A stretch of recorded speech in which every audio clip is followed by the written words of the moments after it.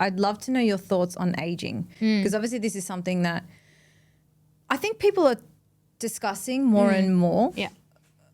I would just love to know your kind of thoughts and feelings on it based off this discussion. It's very similar. I think that, if I'm being totally honest, I think that I find it quite sad when I see girls who aren't even 20 yet getting Botox, because I don't know. I think the whole preventative Botox thing is a bit of a scam. I'm with you on that. I think it's a very clever marketing scheme to get young women to feel more insecure and buy more things that are going to make them look younger. And B, just make more money in general. But yeah, I think that we should really be embracing aging. I think it's beautiful. And, you know, I don't look at people who are old and wrinkly and think, ugh. I think, like, I'd love to know what you did with your life. Yeah. Like, what have you done? Tell me things, you know, tell me what you've experienced, and, you know, how did you get here? Like, have you always been here? You know, that's how I view age.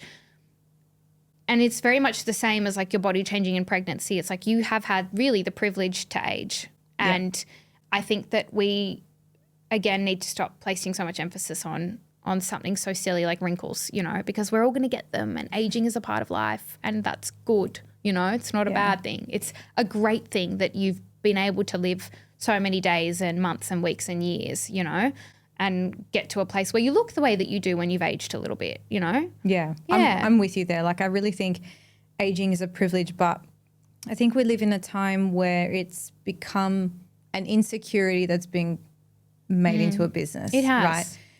And I'm not judging anyone that chooses to do of whatever. course. Like, everyone does what makes them comfortable. Yes. But, you know, when you're, I think, at our age, and younger people have done it, like I'm talking about Botox, right? Older people have done it. You start to think about, okay, is this something I'd be interested in? Do I need to do it? Yeah, right. You at least ask yourself the question.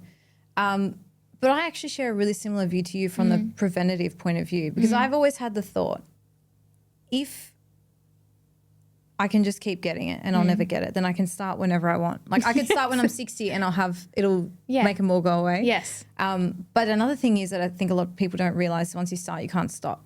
No. Which, once I met someone that told me that, they literally were like 23 and then like, yeah, if I stop, like, my forehead will like sag. Well, it's stretching. It People freaked don't me realize as well, because they say it dissolves. Well, I've seen a lot of kind of pieces of information that are disproving that argument. However, it's also stretching your skin, you know, filler especially as well. I think that's mainly stretching your skin, but it's changing your face. And yes, you need to continue forever. And I mean, I would love to see an image of what someone who started at 18 looks at 65. We don't know yet. I'm sure it's not just the same frozen face. Yeah. You know? Yeah. And you see people like Kylie Jenner, who, is stunning, you know, of course. Like, we're all looking at her going, yeah, you're gorgeous. But, you know, I'm now seeing videos where people are saying she's actually had a facelift because of all the filler that she's then removed, and there's like evidence of a facelift near her ear. You know, are we all getting facelifts in our 20s now? Like, exactly. When does it stop? You start and then you can't stop. I think it's like a bit of a monster like that, especially when you're younger and you're a bit more impressionable. And there are a lot of things that I probably would have done in my 20s if I'd had access to them, you know? Yeah. I might have gotten preventable filler if someone had told me that was something that, but, you know, when I was 20, it wasn't really spoken about as much. It was like people in their 40s were getting, you know, Botox and filler. But yeah, if someone had told me at that age, I'd maybe dabble, you know, and then have a punt. For what, really? You know? Yeah. I think especially when it's just funny when you're that young and you go and do it and there's no change. I'm like, why? For what? You know? Yeah. You look just as good as you did yesterday. Yeah. But to be told that it's to stop your muscles from working so that you don't, I just find that so crazy. Yeah. I think there's really a missing piece of the conversation in appreciating what age means. Yeah. You know, like, little things like, oh, just remove your smile lines. Like, but that means I've lived a life full of smiles. Like, why are we trying to remove that? I know.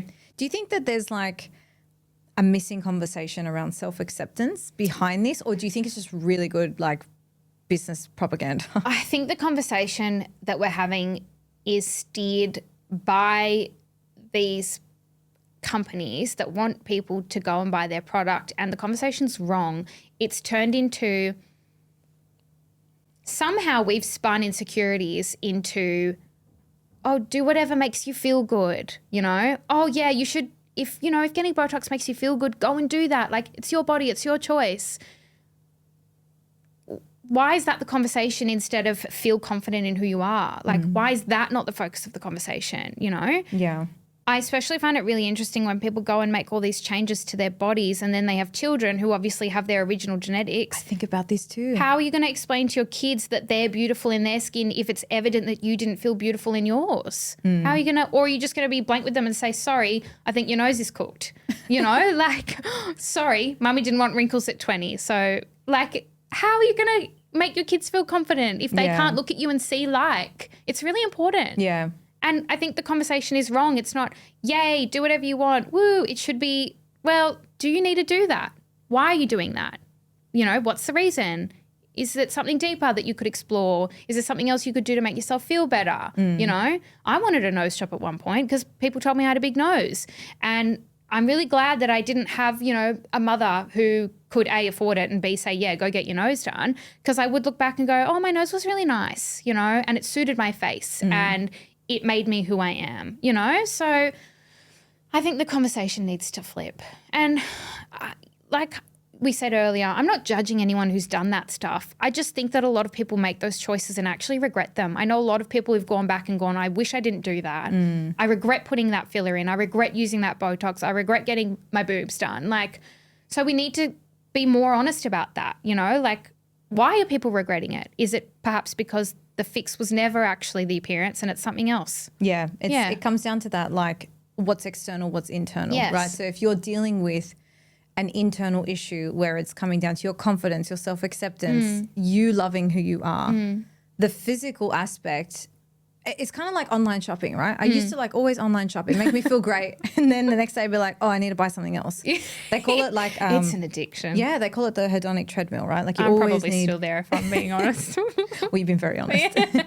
But I feel like with, doing things externally, I think it's very important to ask yourself your why. Like, my point of view is that it's not that nobody should be doing nothing. I think it comes down to what your why is and what is the anchor for you making that change. Yeah. And if it's something that's internal, just know that an external thing is probably not going to fix it long term. Yeah. Right. But if it is something just purely external and it doesn't, I don't know, like, I think everyone really just needs to consider the anchor or the source of why they want to change. I agree completely.